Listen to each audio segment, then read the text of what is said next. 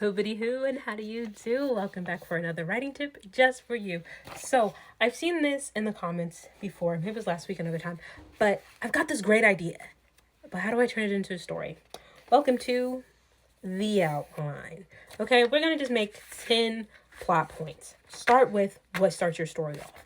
Long time ago, we asked about the questions, the goal of your character, what motivates them, what conflict are they facing. So how does your story start?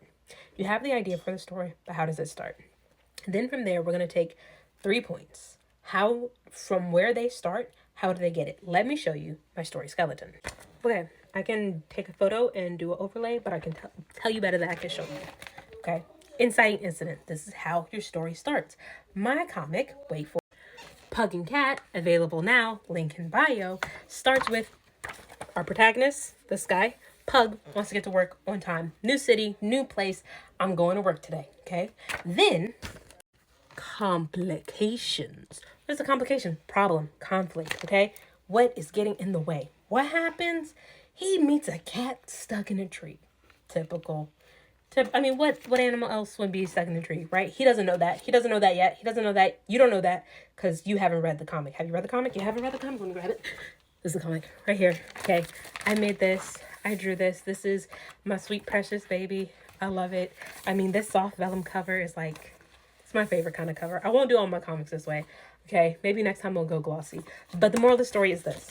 He's got complications. Then there's crisis. We haven't got to the crisis yet. But let me tell you something. Each part of your story can have these same points. Inciting incidents, complications, crisis, resolution, or we leave it open for the next part. So in book 1, our inciting incident, Pug wants to get to work. Then there are complications. He's about to be late to work because he saved a cat stuck in a tree. Crisis. Okay, the cat says he knows a shortcut, but the shortcut is taking him everywhere he doesn't want to go. All right. Climax. I'm more lost than where I even started. I don't trust you anymore. Cat is like, don't even worry about it. We're here. Turns around, boom, they're at the job. So many more details are in the story, but again, the focus is these 5 things. If you can fill out 1, 2, 3, 4, and 5 of those plot points, you have a story to tell. Okay, I was doing the splits. And again, you can do this for each story, and then from there, now you're filling in more details or you're building for the next one.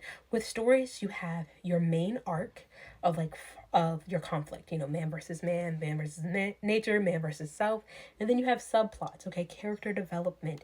You have, oh my gosh, I had all the names of them on the tip of my tongue. But again, each part or each book in your series should have these to keep us coming back to you. Oh, sorry. Don't worry, I'm fine. All is well. But again, an inciting incident, a complication.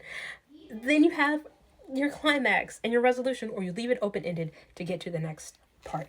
End your story with another question. But that's another video for another time. This has been Cam of Cam Comics with today's writing tip. Hope you have the most amazing day. Happy writing. Stay tuned. Stay blessed. Love you always. Bye.